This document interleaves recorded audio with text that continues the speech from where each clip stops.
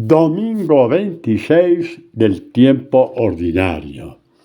Evangelio de nuestro Señor Jesucristo según San Lucas.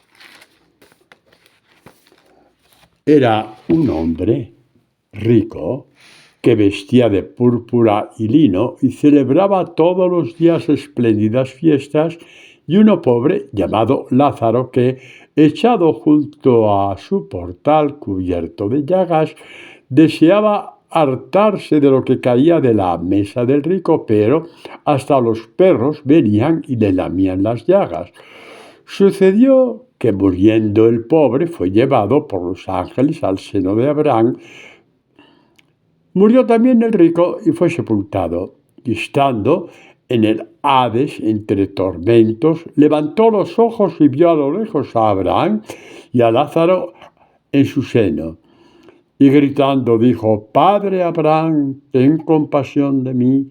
Envía a Lázaro para que moje en agua la punta de su dedo y refresque mi lengua, porque estoy atormentado en esta llama. Pero Abraham le dijo: Hijo, recuerda que recibiste tus bienes durante tu vida y Lázaro, al contrario, sus males. Ahora pues, él es aquí consolado y tú atormentado. Y además, entre nosotros y vosotros se interpone un gran abismo, de modo que los que quieran pasar de aquí a vosotros no puedan, ni de ahí puedan pasar donde nosotros. Respondió el rico: con todo, te ruego, padre, que le envíes a la casa de mi padre, porque tengo 5 hermanos, para que les dé testimonio y no vengan también ellos a este lugar de tormento. Le dijo Abraham: tienen a Moisés y a los profetas, que les escuchen. Y él dijo: no, padre Abraham, que si alguno de entre los muertos va donde ellos y se convierten, se convertirán. Le contestó Abraham: si no escuchan a Moisés y a los profetas, tampoco se convencerán, aunque resucite muerto. Palabra del Señor. Gloria a ti, Señor Jesús. Para entender el Evangelio de hoy, puntualizamos de entrada, porque da sentido a toda la parábola, las últimas palabras dichas por Abraham a este rico que yacía en tormento. Si no escuchan a Moisés y a los profetas, tampoco se convertirán, aunque un muerto resucite. ¿Qué significa Moisés y los profetas? Para un israelita, Moisés y los profetas significaba todo el Antiguo Testamento. ¿Qué está diciendo entonces Dios por medio de Abraham? Que si no tenemos el oído abierto, con docilidad a Dios cuando nos habla, en su palabra, sobre todo por medio del Evangelio, aunque seamos testigos de 10 milagros cada día, el corazón no se va a convertir. La conversión es solo y exclusivamente por la palabra escuchada y acogida en el corazón. Por eso dirá San Pablo en la carta a los Gálatas: la fe viene por la predicación, y lo dice también a los romanos. Y la predicación no es cualquier cosa. La predicación es Evangelio de Jesús, la buena noticia. En general, la palabra de Dios. Eso es importantísimo, importantísimo. Importantísimo. Los milagros nos ayudan a ser buenos, por supuesto que sí, pero el paso al discipulado, entre ser bueno y el discipulado, es un abismo. Y este abismo solamente es posible cruzarlo por el puente de la palabra de Dios. Por el puente de la palabra de Dios. Vamos a ver cómo empieza San Juan en el Evangelio. Es importantísimo, importantísimo. Quizás para algunos de vosotros parecerá una cosa nueva, pues ya tiene que dejar de ser nueva, porque el Evangelio es Jesús mismo hablando. Pues dice San Juan, en el principio existía la palabra. Y la palabra estaba con Dios. Estaba junto a Dios. Y la palabra era Dios. La palabra no es un discurso, era Dios. La palabra no es una norma de buena conducta, era Dios. La palabra no es una serie de decir las virtudes son eso y las virtudes son lo otro. La palabra es Dios. Lo demás es bueno, claro que es bueno, pero sin la palabra no es nada. La palabra, continúa Juan, estaba en el principio, con Dios. Todo se hizo por ella. Sin ella no se hizo nada de cuanto existe. En ella estaba la vida. ¿Dónde buscamos la vida? Hay en mil cosas. Y Dios te dice, que la vida está en mi palabra. No des vueltas alrededor, porque nunca te enterarás de quién soy yo para ti. No des vueltas alrededor. En ella estaba la vida, y la vida era la luz de los hombres. La luz brilla en las tinieblas, y las tinieblas no la vencieron.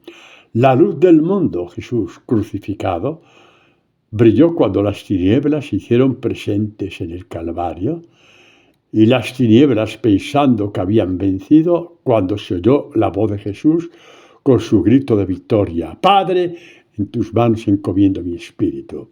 Las tinieblas no han podido conmigo, ni podrán tampoco con ninguno de mis discípulos que viven revestidos de la palabra que yo les doy. La luz brilla en las tinieblas. ¿Cuál es el salmo del buen pastor? Aunque camine por valle de tinieblas, que te desesperas, que te hundes, mira bien, porque las tinieblas siempre serán tinieblas. Pero cuando la palabra está junto a ti, tu buen pastor está junto a ti. Y por eso dice el salmista proféticamente: aunque camine por valle de tinieblas, no temeré, porque tú vas conmigo. El que guarda la palabra en su corazón puede decir: Dios está conmigo. Y eso no lo dice ningún santurrón, esto lo dice Jesús. Juan 14, 23. El que guarda mi palabra, como María, ¿sí? Le amaré, y mi Padre le amará. Y mi Padre y yo vendremos a Él, y haremos nuestra casa en Él, en sus entrañas, en su corazón. Y podrás decir: la palabra está junto a mí. Porque si la palabra está junto a ti, Dios está junto a ti. Tormentas, tempestades, tinieblas y una voz interior que te dice, como dijo Jesús en la tormenta de los apóstoles, Mateo 14, ánimo, no temáis, soy yo. Ánimo, no temas, estás pasando por un mal momento, no temas. Me has buscado y yo te he encontrado a ti. Qué bonito es esto. Me has buscado y mi corazón fue hacia ti porque te amo. Mi corazón te ha encontrado a ti porque Dios se encuentra con todo corazón buscador, ¿no? Bueno, ahora quería deciros esto porque este es el broche de oro de la catequesis y a veces me alargo y no doy el broche de oro. Bueno, cada uno es como es, ¿verdad? Me tenéis que aguantar. Vamos a ver. La parábola de hoy está escrito al estilo oriental, ¿vale? Con todas estas vistosidades que hay en cualquier libro, ¿no? De un autor oriental encontraréis la misma descripción de belleza de las cosas y tal, de una forma, digamos, incluso fantástica, ¿no? Y así nos presenta Jesús la situación de este hombre rico y de este hombre pobre. El rico daba banquete cada día. ¡Ay, Dios mío! La de sal de fruta heno que tenía que tomar cada día si era un banquete diario, ¿no? Eso, y purgantes. Y el Lázaro estaba a la mesa intentando ver si caía alguna migaja. Es una visión fantástica. Ningún rico que da un banquete tiene un pobre debajo de la mesa. pero es para que entendamos el lenguaje de Jesús. ¿Qué lenguaje? El rico.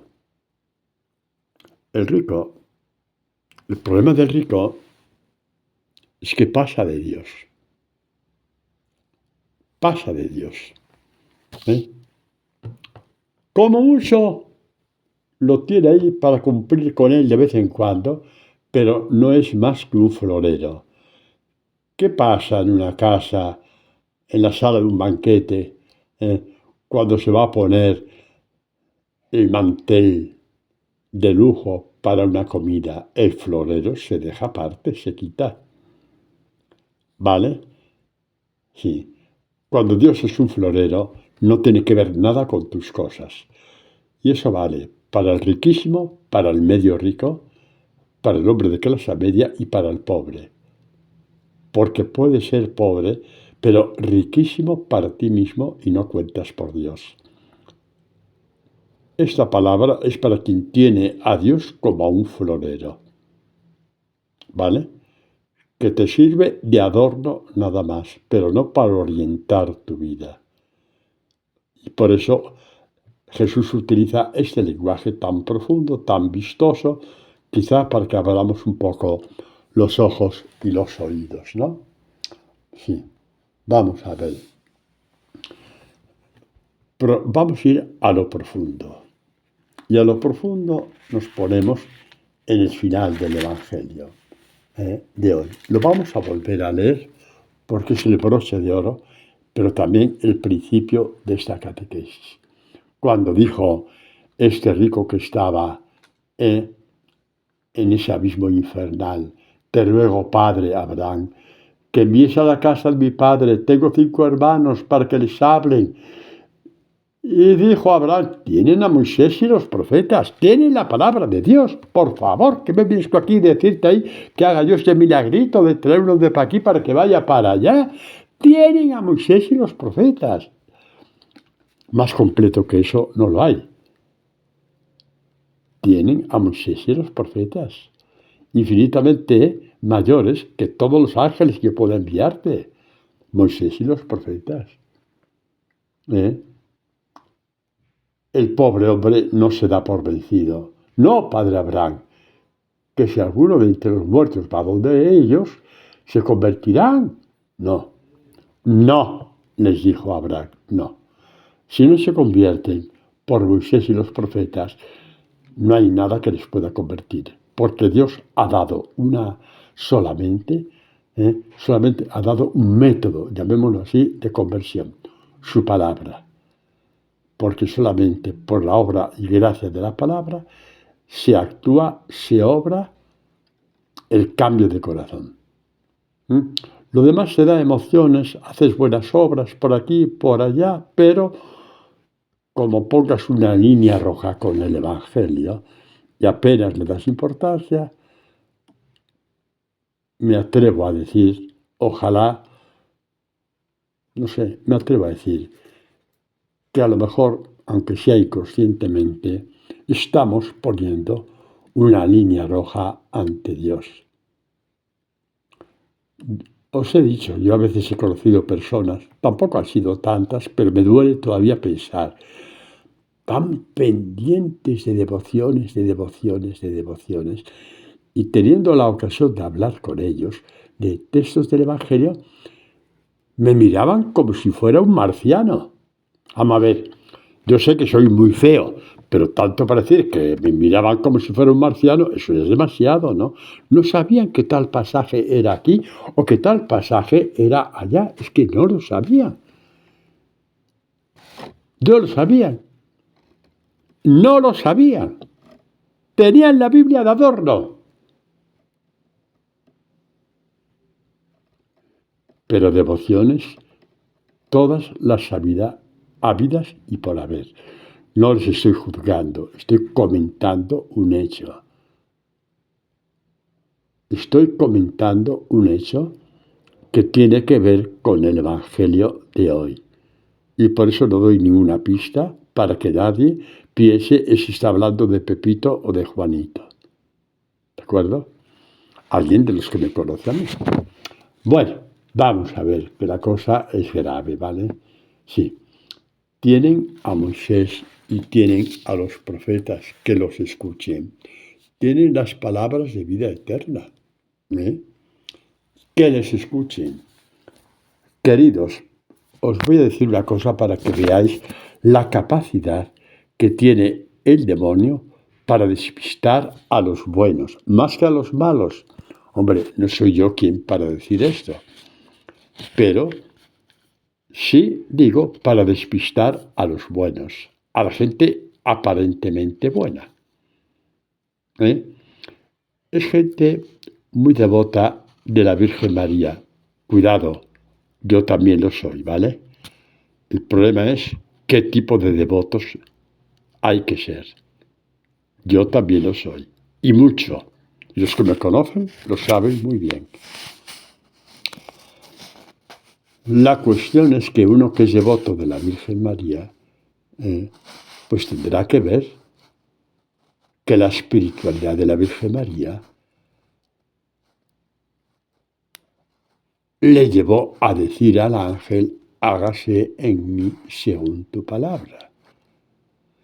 Si María desconociera el poder de la palabra de Dios, hubiera dicho al ángel, a ver, dame una libreta que voy a apuntar una serie de propósitos que voy a hacer. Voy a aumentar mi red. Si María no estuviera totalmente acoplada a la palabra de Dios, aunque fuera solamente el Antiguo Testamento, que ya de por sí son profecías acerca de Jesús, Dios no hubiera ido a visitar a María, hubiera ido a visitar a otra persona que encarnase la palabra de Dios en su alma. Creo que fue San Agustín el que dijo que Dios visitó a María para encarnar en su seno a su Hijo, porque ya antes María tenía encarnada en su alma la palabra de Dios. Los salmos que rezaba, no los rezaba con la boca, la rezaba con el corazón. Y por eso sabía detenerse en cada línea, porque Dios le iluminaba cosas. Y a nosotros, pues lo mismo. A nosotros lo mismo, ¿no? Bueno, María, la llena de gracia, ya llevaba a Dios dentro de ella. Por eso el ángel le dijo, el Señor está contigo. Y por eso pudo decir, hágase en mí según tu palabra. Vamos a imaginarnos algo. Imaginaros una fuente, la mejor fuente que tengáis en vuestro pueblo o en vuestra ciudad. Aquí en Madrid, ¿cuál sería? La Cibeles, ¿no? Sí, exactamente. Unas fuentes de agua al lado del monumento maravillosas. Bueno, vamos a imaginar a esa fuente con la Virgen María, ¿de acuerdo? Para que una fuente como la Cibeles o la de tu pueblo o tu ciudad pueda manar agua, hace falta que alguien abra el gran depósito de agua que hay en el interior de la fuente.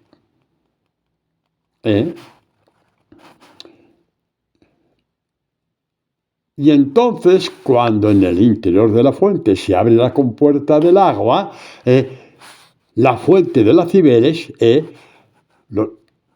que tiene tantos surtidores, echa agua por toda parte y es una maravilla verlo.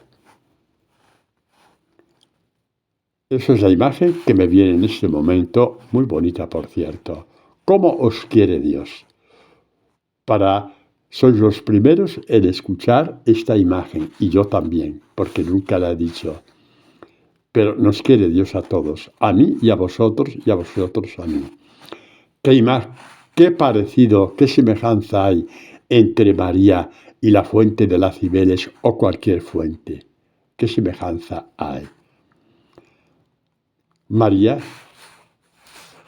es la fuente de piedra, no os asustéis. En su interior hay depósitos inagotables de agua. ¿Qué hizo Dios en María cuando le visitó el ángel? ¿Qué hizo Dios?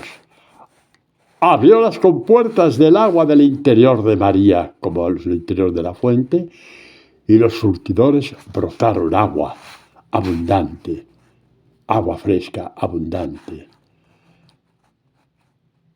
Dios envió al ángel para que abriera las compuertas de las fuentes que había en las entrañas de María por la palabra guardada desde su niñez. Y al abrir las compuertas, la abundancia del agua salió hacia afuera. ¿De qué forma salió hacia afuera? En forma de adhesión. Dijo María, hágase en mí según tu palabra. La llevo dentro desde niña y ahora me confías esta misión. Hágase en mí. Os doy una buena noticia. A ti, Pepita, Pepita, no te escondas. Pepita, es para ti, te lo digo. Guarda la palabra que lees. Todos los que me escucháis sois pepitas y pepitos. Guardemos yo también la palabra. Guardemos la palabra.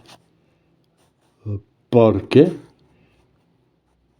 viene Dios y activa las compuertas de nuestra palabra y seremos agua de vida para nosotros y para los demás. Y podremos responder a Dios, hágase en mí según tu palabra. Cuando creemos que tenemos un encuentro con Dios y empezamos a prometer y a prometer y a prometer, por favor, yo no digo que no prometas, pero si estás seco, ¿qué vas a prometer? Te cansas al tercer día.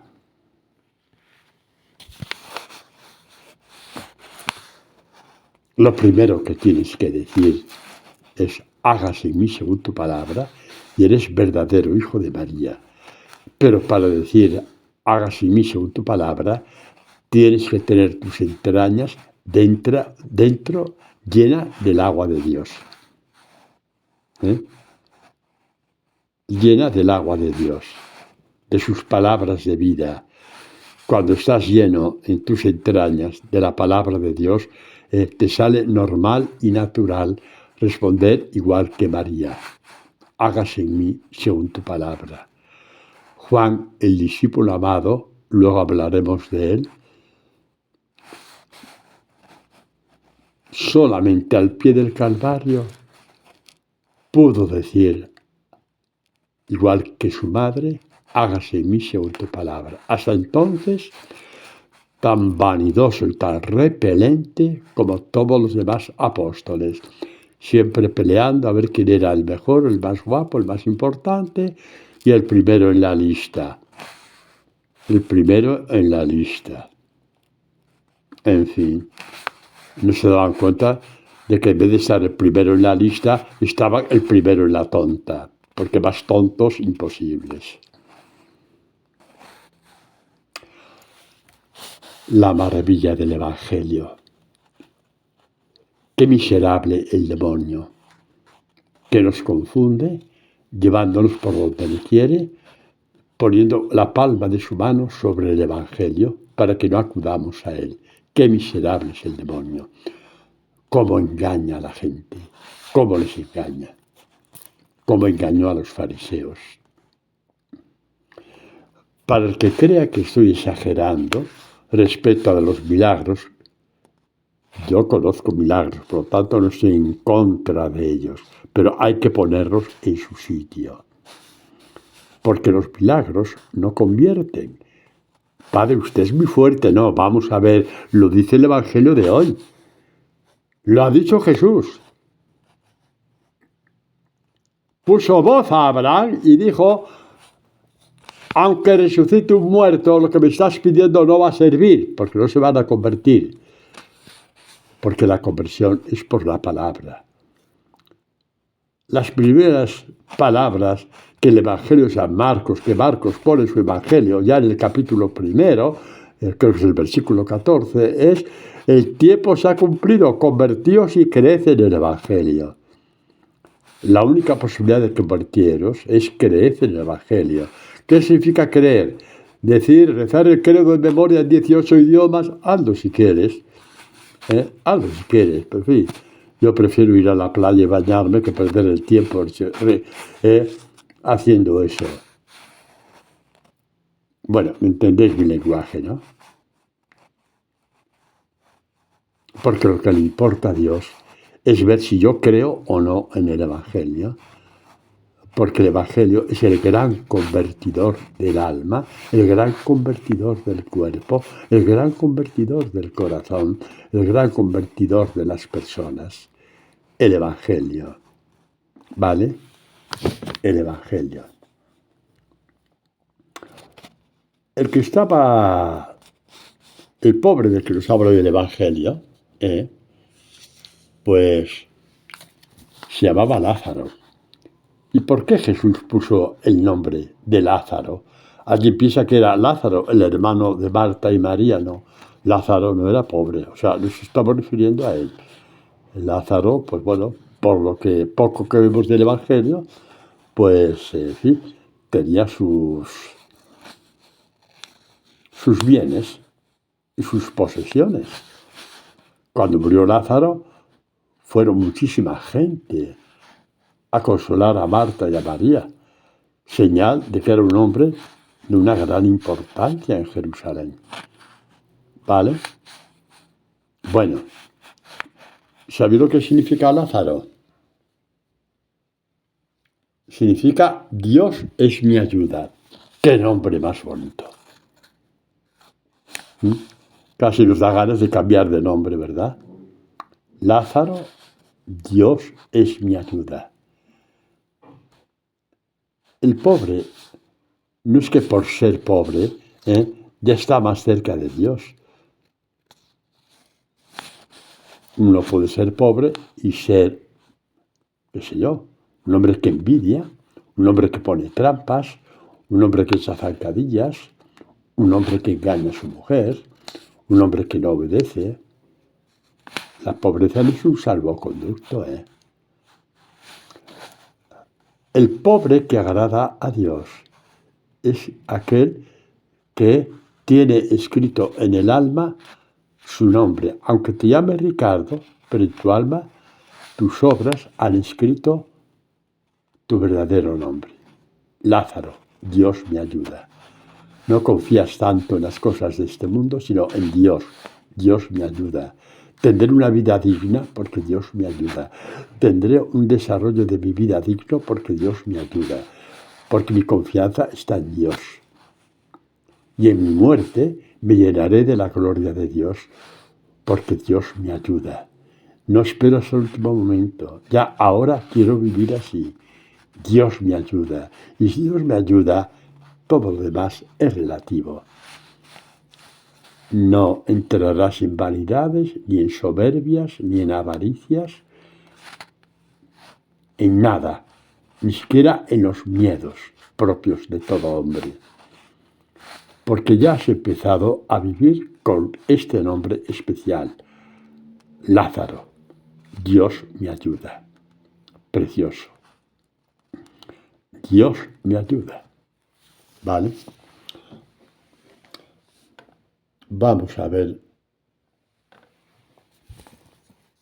a una parte de la catequesis que nos va a abrir los ojos. Algunos de vosotros os habréis escandalizado al decir que los milagros no convierten. Y pues a mí sí que me ha convertido. Déjame hacerte un sondeo por dentro. Vamos a ver si estás convertido. Vamos a ver. Porque hay cada sorpresa cuando uno se le sondea por dentro, que van hasta el desmayo. Pero no hace falta hacer eso. No hace falta hacer un sondeo. Basta leer el Evangelio. Vamos a leer una parte del Evangelio de Marcos, ¿no? En que vemos que el mismo Evangelio de Jesús nos dice que los milagros no convierten. Aparte del que hemos leído ya, pero ahora vamos a ver de una forma mucho más radical. Evangelio de Marcos, capítulo 15. Os leo este texto. Jesús está ante Pilato. Todos gritan, muerte a Jesús, muerte a Jesús, muerte a Jesús. Primera sorpresa. De los que gritaron muerte a Jesús, ¿cuántos estuvieron en la multiplicación de los panes y comieron de ese pan? Habrá que pensar que no pocos, porque eran miles los que estaban en aquel milagro. No vino una camioneta de reparto, ni un avión que echó paquetes de comida, no. Jesús cogió 5 panes y los bendijo, o 7. Y dio para miles de personas. Lo vieron con sus propios ojos. No se lo contaron. Lo vieron y comieron. Y ahí estaban gritando muerte a Jesús. Y de los demás, pues quien más, quien menos, muchos vieron a Lázaro resucitado sabiendo que había muerto, por ejemplo. Al ciego de nacimiento que veía, al sordo que escuchaba, al leproso que había quedado limpio. Raro era a nadie en Jerusalén que no hubiera visto estos milagros. Incluso los fariseos lo vieron. Y la respuesta que dieron por no dar su brazo a torcer, y mira que rezaban los tíos esos, la respuesta que dieron por no dar el brazo a torcer fue por obra del demonio hace los milagros. La excusa para apartar de ellos la palabra de Dios. La tenían en la mente, pero nunca la tuvieron en el corazón. Y por eso era todo superficial. Rezaban de forma superficial, porque no hay nada más superficial que rezar con la mente. Hay que rezar con la palabra en el corazón, como os lo he dicho muchas veces. Esa palabra que se va abriendo y vas entendiendo este salmo que antes no habías entendido, o este pasaje de Isaías, o este pasaje de San Juan, o esa carta de San Pablo. La vas entendiendo progresivamente, de la misma forma que cuando naces pesas 5 kilos como mucho, y vas creciendo, y pasas de 15 a 10, de 10 a 20, de 20 a 40, de 20 a 60, y me callo, porque si ya digo más de 60 kilos, más de alguien me va a bofetear estos días, así que lo dejamos en 60, ¿vale? Ha sido progresivo, no naciste con 60 kilos. La fe es lo mismo, el discipulado es lo mismo. Lo importante es que tú veas que vas creciendo, que vas entendiendo cosas en tu vida que nunca habías entendido, pero que no las entiendes de la noche a la mañana. ¿De acuerdo? Para eso es el Evangelio, para entender a Dios paso a paso. Para entender a Dios paso a paso. Bueno, pues ¿cuántos de estos que habían visto estos milagros gritaban muerte a Jesús? Pero hay un paso todavía más terrible, sí, lo hay. Más humillante para nosotros, sí, porque nadie nos libra de ser iguales a ellos. Más humillante, sí. Y es que Pilato tuvo un corazón tierno. Vio que Jesús era inocente. Pilato, el pagano, aquellos que no podían entrar en el templo porque eran paganos, eran gentiles, porque adoraban a dioses, tuvo más compasión que ellos. Se dice pronto, Y como sabía que le habían entregado por envidia, vio la solución. Estaba cercana a la Pascua, era ya la Pascua. Y en la Pascua se liberaba a un ladrón o a un asesino. Y Pablo dijo, no Pablo, perdón, Pilato dijo, aquí está, ahora sí que ya nos va a quedar más remedio. Y sacó a Barrabás, condenado a muerte por todo lo que había hecho. ¿A quién soltamos, a Barrabás o a Jesús? Pilato pensaba, pobre hombre, que ese punto no lo iban, raya no la iban a traspasar. La traspasaron. A Barrabás, a Barrabás, a Barrabás. Y repito, habían sido testigos de muchos milagros de Jesús. Si esto no es suficiente, pues ya, ahí me quedo, no puedo decir nada. Os la arregláis como podáis, ¿vale? ¿Por qué me he quedado así? Porque si pasó esto en tiempo de Jesús, desgraciadamente también pasa. Evidentemente no con todos, pero pasa de generación en generación. ¿Eh? Y por eso Jesús nos dice, creamos en Él, que creamos en Él, en el Evangelio.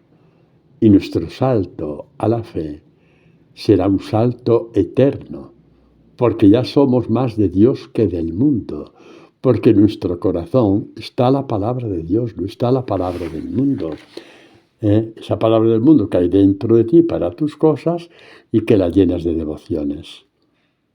Y cuando estemos en la palabra de Dios, no dejes las devociones. No estoy diciendo eso. Tú también seleccionarás qué devociones te ayudan a entrar más aún en la palabra de Dios, en el Evangelio de Jesús. Lo tienes que ver tú. No soy yo quien para decírtelo. Pero, exactamente. Así que estos hombres y mujeres de Jerusalén cayeron en lo peor que puede caer un ser humano. Apartar los milagros de tu vida para caer bien a los demás. Para caer bien a los sacerdotes y fariseos. Y los sacerdotes y fariseos para caer bien ¿a qué? A su ego, a ellos mismos, a sus vanidades, a sus soberbias. No podían vivir sin ellas. Y también los que gritaron muerte a Barrabás tampoco podían vivir con sus soberbias, aunque fueran menores, pero no podían vivir sin ellas. Y sus vanidades y sus envidias. Esta parábola es mucho más fuerte de lo que pensamos. Algunos dirán, esto es una denuncia de los ricos y una salvación de los pobres. Cuidado, no seamos ingenuos, no seamos ingenuos, que Jesús va mucho más lejos en esta parábola. Porque una persona rica que cuenta con Dios sabe perfectamente administrar sus riquezas. Y la administración de sus riquezas cuentan los pobres. Y sin hacer alarde de ello, sin que a la mano derecha se entere la izquierda. Y un pobre que da 2 céntimos, pues ya sabéis lo que dijo Jesús de aquella viuda. Había dado más que los otros, porque había dado de lo que tenía para vivir ese día. ¿Y por qué? Porque era muy buena. No es bastante ser bueno. Entonces, ¿por qué? Porque se fiaba de Dios. Yo he visto muchos casos en mi vida sacerdotal de personas que se han quedado pensando que Dios les iba a ayudar de una forma o de otra y no pasaron 24 horas en que Dios remedió sus necesidades. No me lo han contado, lo he visto. No me lo han contado, lo he visto. ¿De acuerdo? Soy testigo de ello. Pero para eso hace falta creer en Dios. Ay, Padre, yo creo en Dios. Vale, adelante. A mí no me tienes que dar cuenta. Tienes que dar cuenta a tu conciencia, a mí no. habla con Dios y vete pasito a pasito. Pero vete, no te estanques, no te estanques. La confianza de Dios, en Dios, se adquiere paso a paso, prueba a prueba, donación con donación, entre tú y Dios, y nadie más, ni siquiera el gato que tienes en casa, nadie más, para que sea fecunda tu entrega, para que sientas el amor de Dios. Porque cuando Dios te asiste es porque está muy contento de ti. ¿Y por qué está contento de ti? Porque eres un hijo que confía en Él. Eres una hija que confía en Él. Ánimo. Ánimo. ¿Vale? Bueno,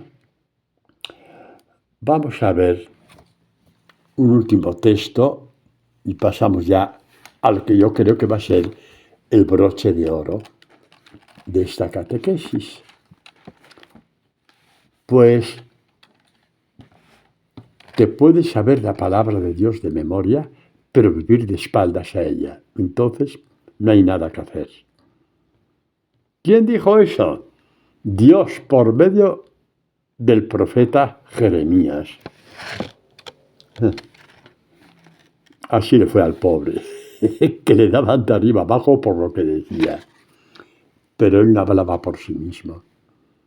Hablaba por obediencia a Dios, porque Dios había puesto las palabras en su boca, tal y como se lo prometió cuando le llamó a ser profeta. Capítulo 1 de Jeremías, lo podéis leer por vuestra cuenta, que no hay tiempo.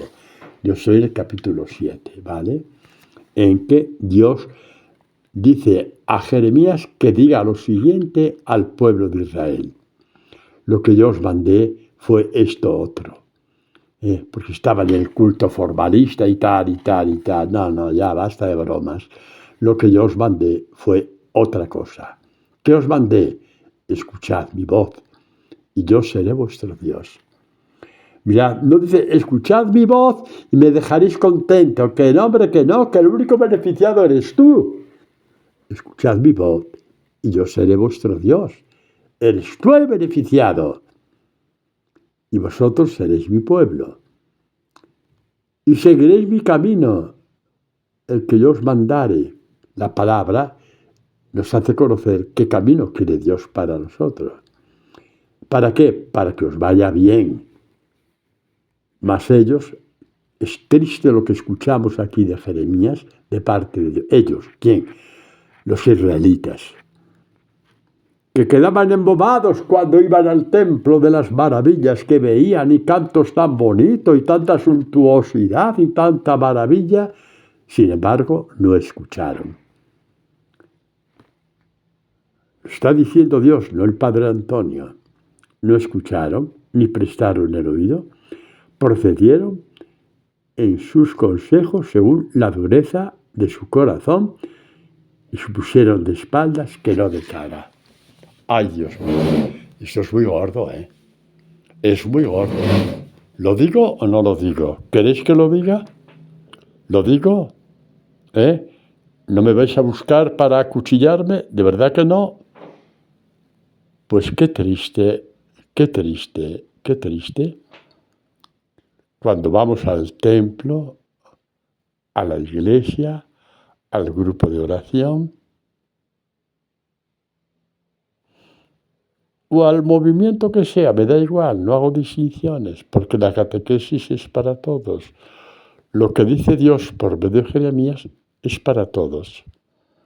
Entramos, rezamos maravillosamente bien, hasta con lágrimas en los ojos, emocionados, y Dios te ve de espaldas, no de cara. Me he quedado en silencio. ¿Por qué? ¿Cuántas veces habré ido yo a la iglesia y Dios me veía también a mí de espaldas? Porque mi palabra la tenía solamente en la mente. En el corazón estaba yo, solamente yo y nadie más que yo. Os lo digo para que nos ayudemos unos a otros a convertirnos. Porque acerca de eso de estar de espaldas y no de cara, repetimos lo que Dios dijo a los ancianos, a aquellos que querían apadrear a esa mujer. El que esté sin pecado, que tire la primera piedra. El que vaya a la iglesia y continúe de espaldas, que tire la primera piedra. ¿Por qué hace esto Dios? Porque te ama. Te ama tanto que te da palabras muy fuertes porque quiere ver tu rostro. Quiere estar contigo cara a cara. Te ama tanto porque quiere estar contigo cara a cara. Y resulta que tú vas a verle y estás de espaldas. El que esté sin pecado, que tire la primera piedra.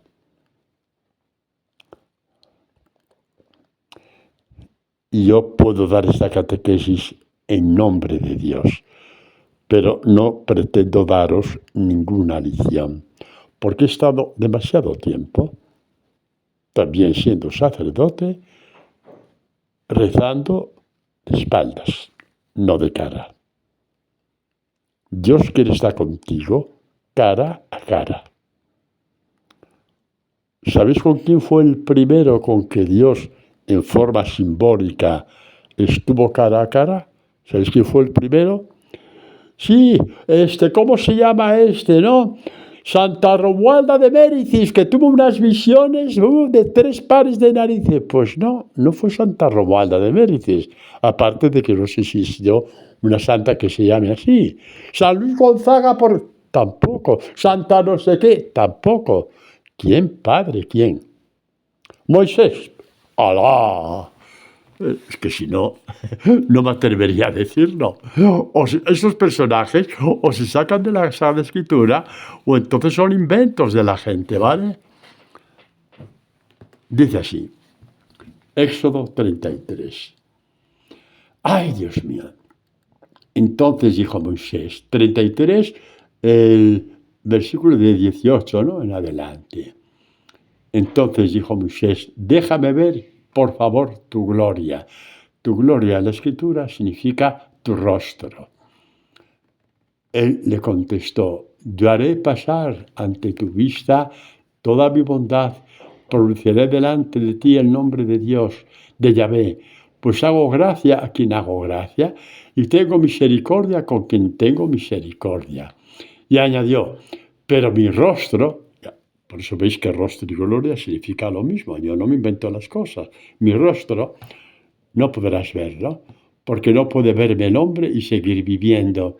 Y luego dijo Dios, mira, hay un lugar junto a mí, tú te colocarás sobre la peña, y al pasar mi gloria, me pondré en una hendidura de la peña, te cubriré con mi mano hasta que yo haya pasado.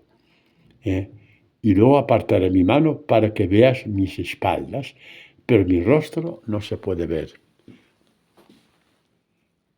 Hay un lugar junto a mí donde me puedes ver. Antiguo Testamento solamente verás mis espaldas. Nuevo Testamento podemos ver el rostro de la gloria de Dios.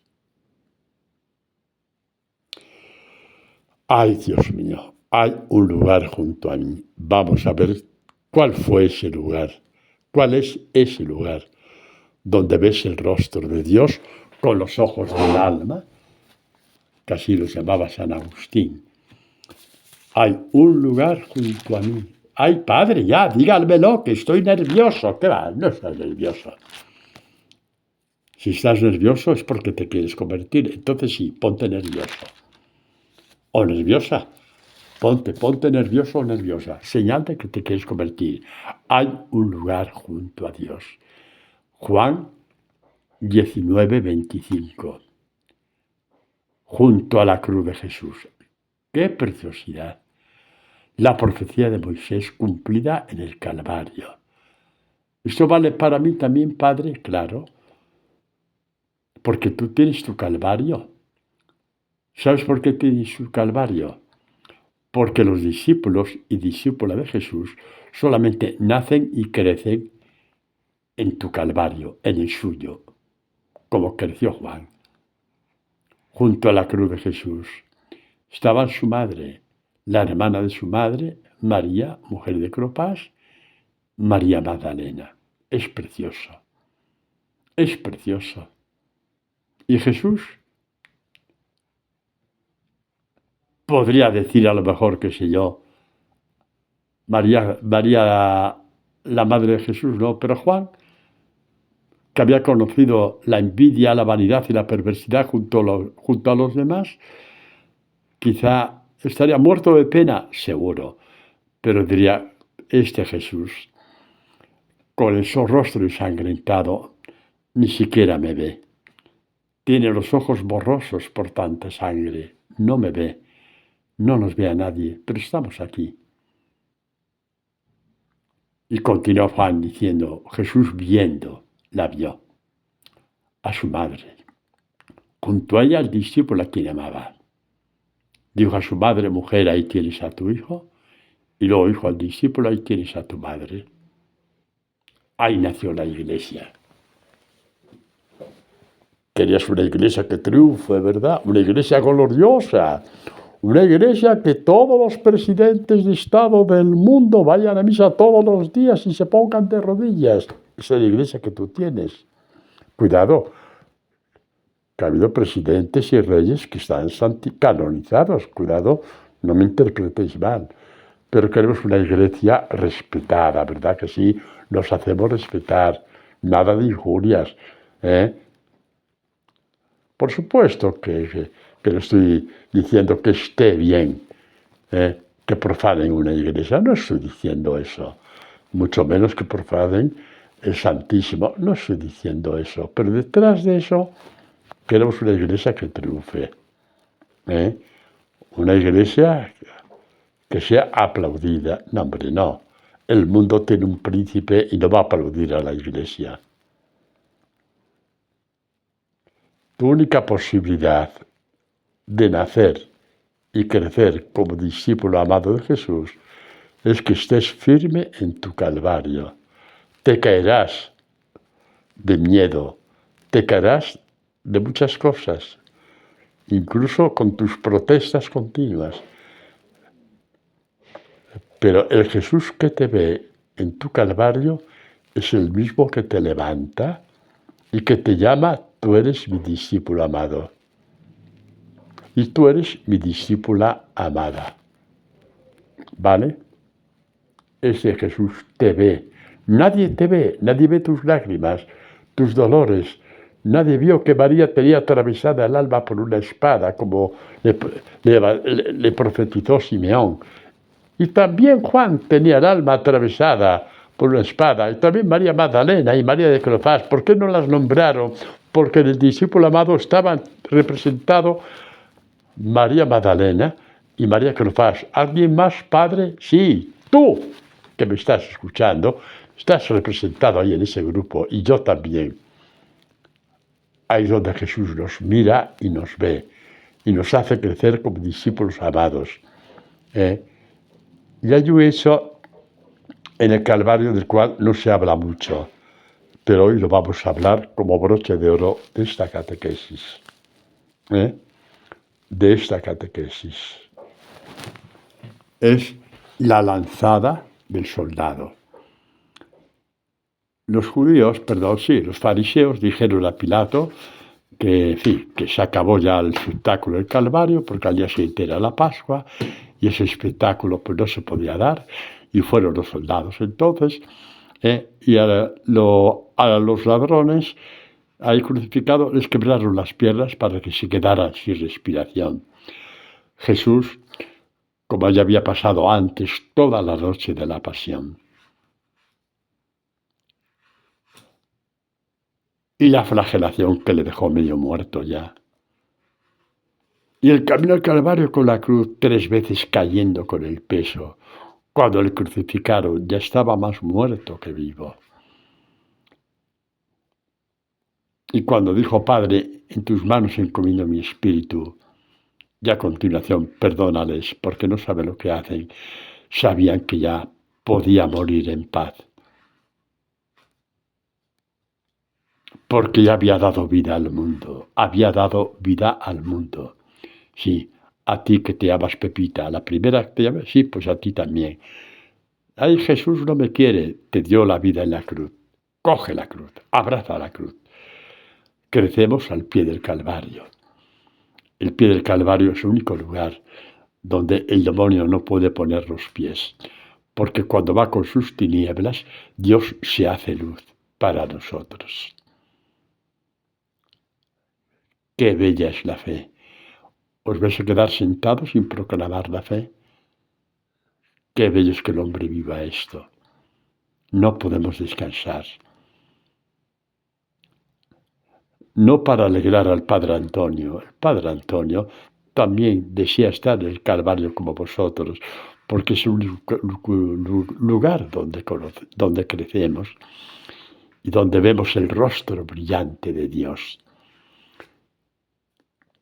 Dios dice que hace brillar su rostro, San Pablo dice que Dios hace brillar su rostro en el Evangelio. Creo que la segunda carta a los Corintios, capítulo 4, ya lo buscaréis. ¿Vale?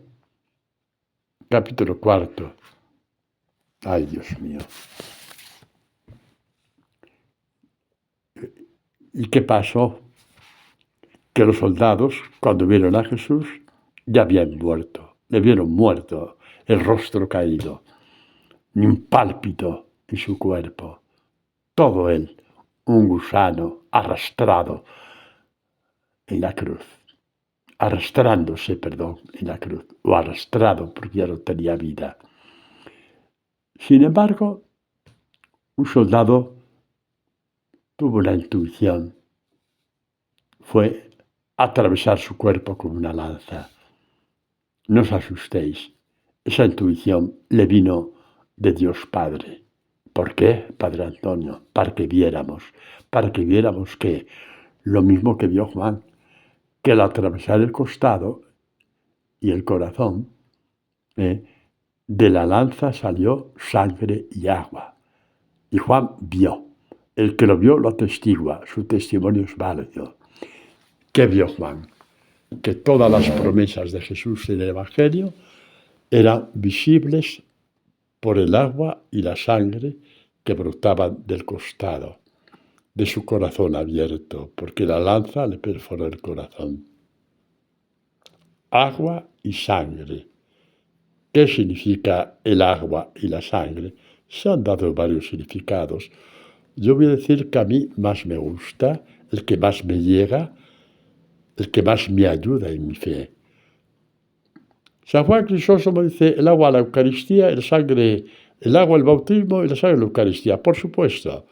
Pero quiero decir ahora, se puede entrelazar con lo que dijo San Juan Crisóstomo. El agua significa la fecundidad. Tus obras muertas hasta ahora por tantas vanidades van a ser obras de vida, porque nacen de la palabra que has guardado en el corazón. Ya estás muy lejos de envanecerte, o de pregonar por aquí y por allá, o de quejarte lo que te hacen, o tener una lengua de víbora contando a todo el mundo lo que sabes, lo que te duele, lo que no te duele, lo que te hicieron mal y lo que te pisotearon. Ya, se acabó. Eres tú y Dios y tú. Y el agua significa la fecundidad. ¿Y la sangre? La sangre significa la vida. La vida fecunda de tu discipulado te nace porque el Evangelio que llevas contigo te pone en el Calvario, donde ves un Jesús muerto por ti y tú estás vivo porque Él murió. Y al verle desde que estás vivo, le ves el Calvario, pero le ves también coronado por el Padre. Le ves resucitado. Este es nuestro Dios. No hay dinero en el mundo para pagar el discipulado que Jesús te ofrece. ¿Te lo vas a perder? Amén.